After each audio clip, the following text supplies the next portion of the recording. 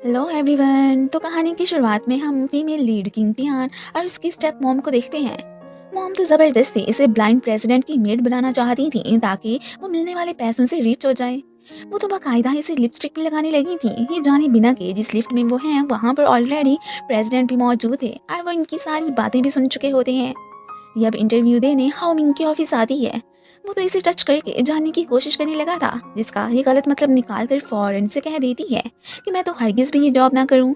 But वो तो इसे पकड़ ही लेता है कि बस मैंने डिसाइड कर लिया है कि तुम ही अब मेरी मेड बनोगी। ये तो अब गुस्से में फिर वहां से चली जाती है।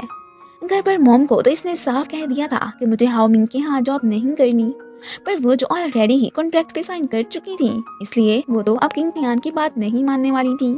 इसकी सिस्टर शिन की वॉइस इससे मिलती थी, तो इसी बात का फायदा उठाकर वो तो हाओ मिंग से कह देती है कि मैं जॉब करने के लिए तैयार हूँ। अब तो फिर मजबूरी में किंग को हाओ मिंग के घर जाना पड़ता है। वो यहाँ पर इससे काफी बदतमीजी से भी बात कर बैठी थी, तो ये भी फिर उसे अपनी गोद में ही बिठा लेता है। अब किंग ने तो गुस्से में आकर इसे थप्पड़ मार दिया था।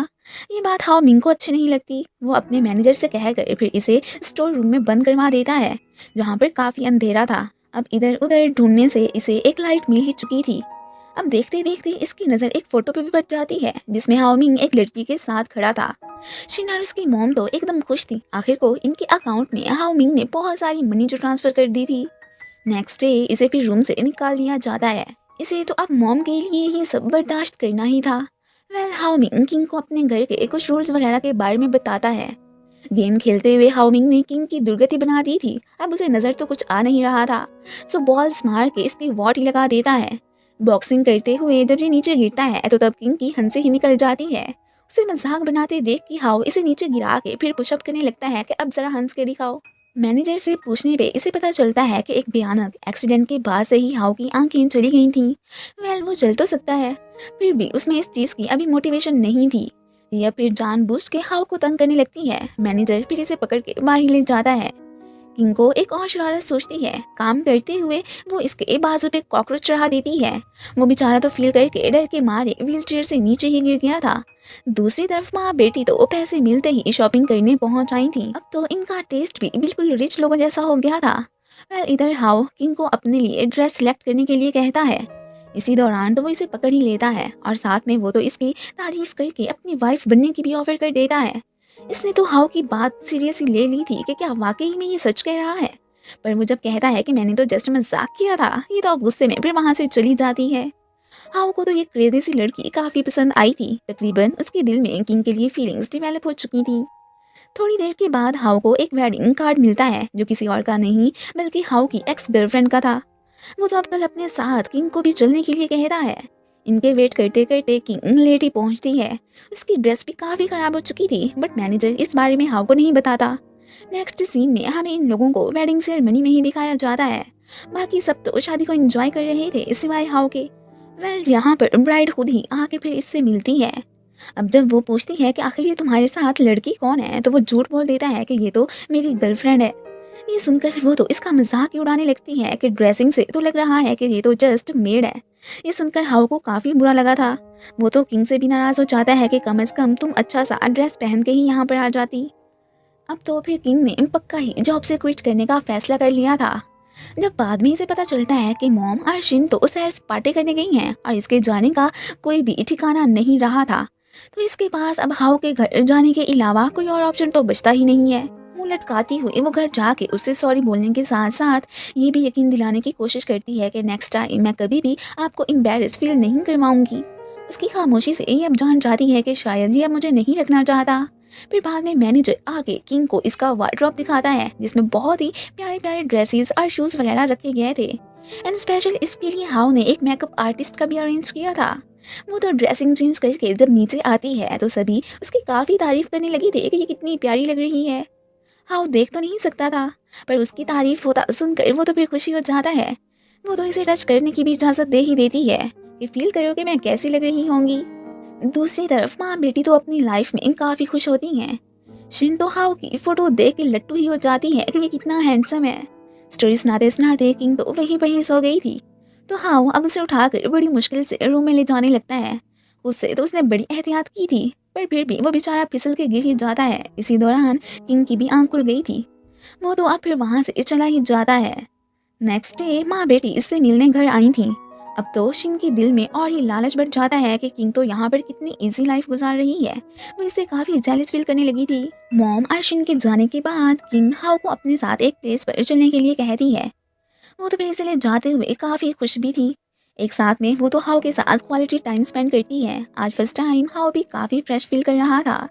मुझे बताती है कि मुझे ड्राइंग और पेंटिंग करना बहुत पसंद है। अपनी लाइफ की हर एक बात उसने इससे शेयर कर ली थी। एक जगह पे जाके ये बेचारी तो अटक ही जाती है, तो यहाँ पर हाउस स्मूथली इसकी हेल्प करता है। ये दोनों गार्ड से छुप के एक प्लेस पर जाते हैं और इधर ही हाउ तो इसे अपने लव की कन्फेशन करने के साथ साथ इसे किस भी कर लेता है। वो तो बस अब रियल लाइफ में अब इसे देखना चाहता था। डॉक्टर ने नेक्स्ट डे बता दिया होता है कि सर्जरी के बाद हाउ सही से देख पाएगा। ये सुनकर वो तो बहुत ही खुश हो जाता है कि इस तरह मैं अपनी लाइफ किंग के साथ हैप्पीली गुजार सकूंगा। दोनों ही काफी खुश थे। शिन को जब इस बात का पता चलता है कि हाउ की आंखें ठीक होने वाली हैं, वो तो अब एक ट्रिक करने का सोचती है कि किंग को गायब करवा के मैं खुद उसकी जगह ले लूंगी। वो अभी सर्जरी करवाने गया ही था कि ये फौरन से एक बहाने से उसे बुलवा के उसका एक्सीडेंट करवा देती है, जिसमें मैनेजर भी काफी ज्यादा जख्मी हो गया था। यहाँ पर किंग ने तो अपनी बहन की शक्ल भी देख ली थी कि ये सारा किया धरा उसी का ही था।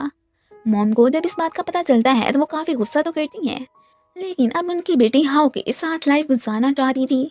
उसकी खुशी के लिए वो तो किंग से निपटने के लिए तैयार थी। किंग को तो इन्होंने किडनैप करके ही रखा था। हाउ का ऑपरेशन सक्सेसफुल हो जाता है। अब उसके सामने तो शिन खुद को किंग कह के ही इंट्रोड्यूस करवाती है। उसकी वॉइस भी मिलती जुलती थी, इसलिए उसे पता ही नहीं चल पाता। इसने तो फिर शिन को ही हक कर लिया होता है।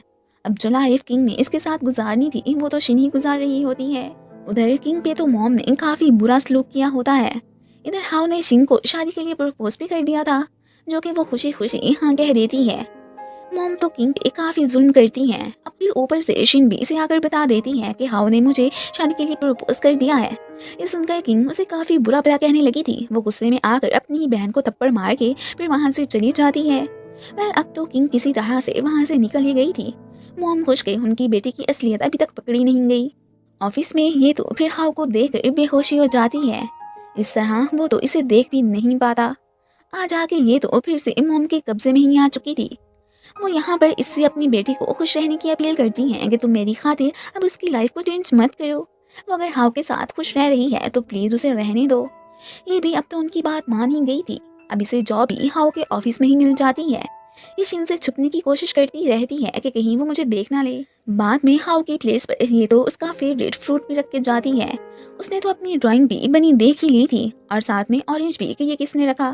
वेल किंग को वो रंगे हाथों पकड़ के साफ कह देता है कि शायद तुम एम्प्लॉय मुझे लाइक करती होगी, पर मैं तो सिर्फ अपनी गर्लफ्रेंड से ही शादी करूंगा, सो प्लीज तुम मुझे भूल जाओ। ये सुनकर किंग तो उस साइड ही हो जाती है। लिफ्ट में इसे देख के शिन जानबूझ के हाउ के क्लोज खड़ी हो जाती है कि इसे लगे हम दोनों अपनी लाइफ में बहुत खुश हैं। अब इधर बाद में इसकी तो किंग से फाइट भी हो गई थी कि तुम आखिर मुझे बर्बाद करने ही यहाँ पर आई हो ना। फाइट के बीचों बीच ये मैडम फिर बेहोश ही हो जाती है। अब हाउ तो किंग पे गुस्सा ही कर जाता है कि तुमने जानबूझ के मेरी गर्लफ्रेंड को नुकसान पहुंचाने की कोशिश की है। इधर ही हाउ ने इसे काफी ज्यादा बातें भी सुना दी थी। ये बेचारी तो अब फिर इमोशनल होती हुई वहां से चली जाती है। रात को मैनेजर ने किसी ना किसी तरह से कॉल करके हाउ को शिन और उसकी मॉम की हकीकत का बता दिया था। सो नेक्स्ट डे अपनी वेडिंग सेरेमनी वाले दिन वो तो शिन को पुलिस के हवाले ही कर देता है। इन्होंने इन किसी के जज्बात के साथ खेलकर अच्छा थोड़ी ही ना किया था। हाउ तो अब किंग को ढूंढने निकल पड़ा था। वो उसे उसी जगह तलाश करने जाता है जहाँ पर वो इसे पहले ले आई थी। फाइनली बहुत ढूंढने के बाद वो इसे मिल ही जाती है। पहले तो ये तो जस्ट उसकी तरफ एक रिंग फेंकता है, फिर खुद उसके सामने आके ये रिंग उसे पहना के शादी के लिए प्रपोज करता है और साथ में उसने इसे हक भी कर लिया था। फाइनली हाउ ने अपने ट्रू लव को पा ही लिया था। वो तो फॉर एवर किंग के साथ रहने का भी डिसाइड कर ही चुका होता है। एंड इसी के साथ ही इस मूवी की हैप्पी एंडिंग हो जाती है। Thank you.